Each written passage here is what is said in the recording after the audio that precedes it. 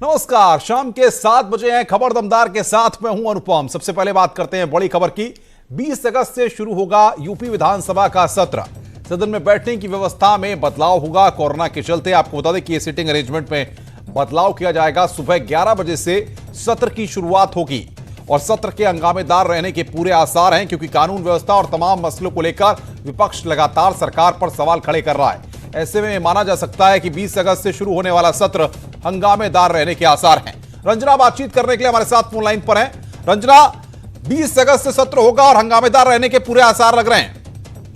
बिल्कुल अनुपम, जिस तरह से कानून व्यवस्था के मुद्दे पे विपक्ष अगर हम देखें तो पूरे प्रदेश भर में अलग अलग जगहों पे अपने मुद्दे को उठाए हुए हैं और उनके नेता प्रदर्शन कर रहे हैं और ट्वीट के सोशल मीडिया के माध्यम से जिस तरह से कर रहे हैं, तो ये तय माना जा रहा है कि सत्र जो होगा, मानसून सत्र, वो हंगामेदार होगा, क्योंकि ये मुद्दा सदन में भी उठेगा। सदन में कोरोना के चलते जो है सीटिंग अरेंजमेंट को लेकर के थोड़ा सा बदलाव किया जाएगा, क्योंकि दूरी जो है 2 गज की मेंटेन करने की उसकी कोशिश होगी और वो किया जाएगा। और इसके साथ ही साथ जो विपक्ष है वो भी अपनी रणनीति बनाने में जुटा हुआ है कि किस तरह से सरकार को सदन में घेरा जाए। और मानसून सत्र दूसरा सत्र है सरकार का इस बार का, और मानसून कुछ साफ हो पाया है कितने दिन का ये सत्र होगा?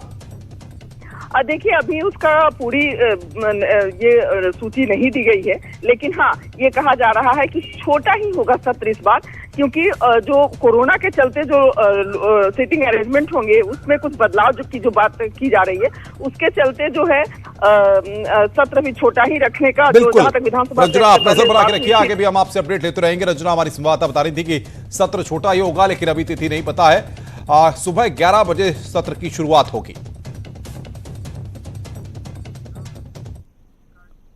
आगे बढ़ते हैं और अब बात करते हैं बड़ी खबर की। गोंडा के रिदुरा गांव में चुनावी रंजिश में खूनी संघर्ष हो गया। प्रधान और पूर्व प्रधान के समर्थकों में आज जमकर ईंट पत्थर चले। 2 घंटे तक चले संघर्ष और मारपीट में कई लोग घायल हो गए। ये पहली तस्वीरें हम आपको दिखा रहे हैं। 2 तस्वीरें आपकी स्क्रीन पर, बच्चे और महिलाएं इसमें शामिल हैं। 2 तस्वीरें में आप देख सकते हैं कि चुनावी रंजिश में किस कदर 2 गुटों में भिड़ंत हुई। एक तस्वीर में पथराव करते लोग हैं और दूसरे में पथराव के बाद के हालात। मौके पर पहुंची पुलिस ने दोनों पक्षों से 11 लोगों को गिरफ्तार कर लिया है और मामले की जांच पड़ताल शुरू कर दी है।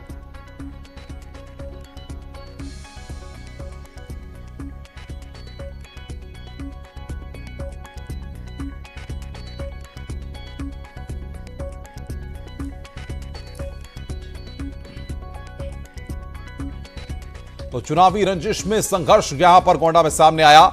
2 तस्वीरें इस वक्त आपकी स्क्रीन पर हम आपको दिखा रहे हैं। चुनावी रंजिश में किस तरीके से पत्थर वहां पर चले। सड़क पर चारों तरफ पत्थर ही पत्थर बिखरे हुए हैं। दूसरी तस्वीर में आप देख सकते हैं कि 2 गुट किस तरीके से आपस में आए और वहां पर पथराव हुआ। लाठी डंडे वहां पर चले। प्रधान और पूर्व प्रधान के समर्थक आज आपस में भिड़ गए, जिसके बाद हालात इस तरीके के हो गए कि वहां पर जमकर पथराव हुआ।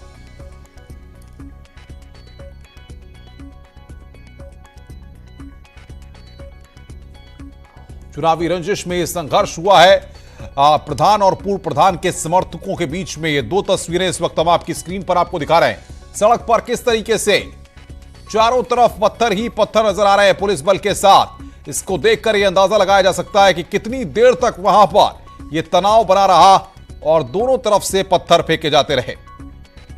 दूसरी तस्वीर में आप देखिए किस तरीके से वहां पर पथराव हो रहा है। नौजवान जो है वहां पर हाथों में पत्थर लेकर वहां पर दूसरे गुट पर फेंक रहे हैं। प्रधान और पूर्व प्रधान के बीच में चुनावी रंजिश का पूरा मामला था, जो आज गर्मा गया।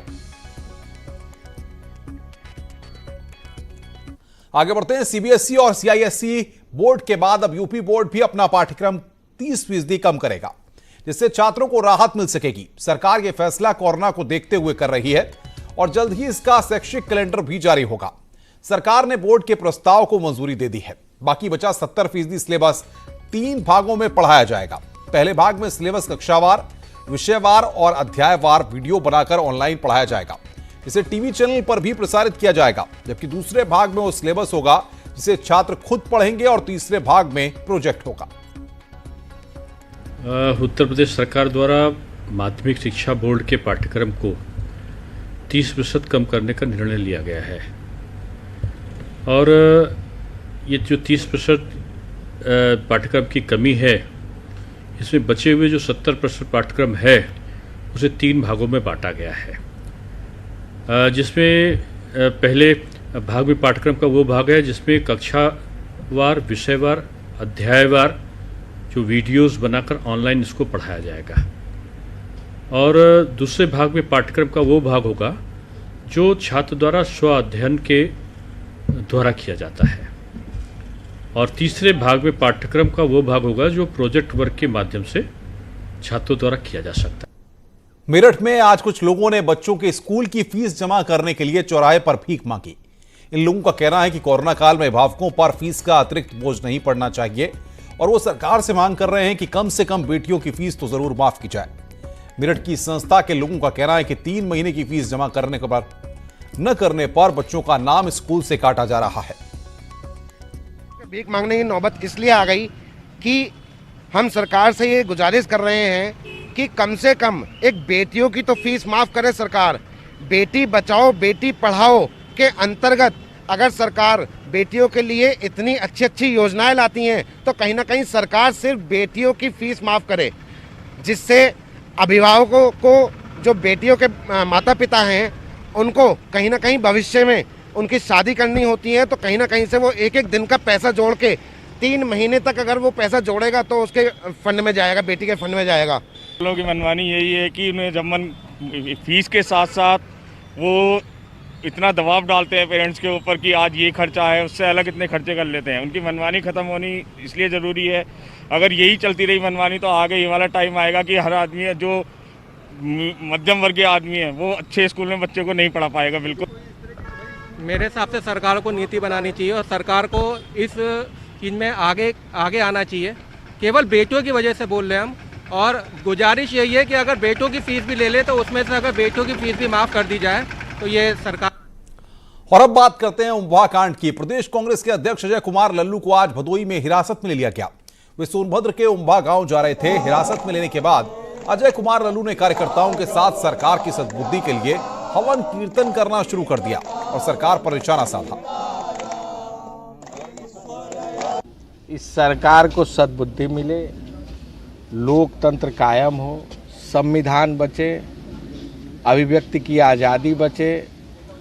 सरकार जिस तरह लगातार विरोधी दलों के लोगों के खिलाफ मुकदमा लिख रही है, जेल भेजने का काम कर रही है, आदिवासी जो बरसों से अपने जमीन की लड़ाई लड़ रहे हैं उनका अधिकार मिले, इसी आशय को लेकर हम लोग आज यहाँ भजन कीर्तन कर सीतामढ़ी के पवित्र स्थल पर माँ सीता के स्थल पर बैठकर सभी लोगों ने भजन कीर्तन करने का कार्य किया।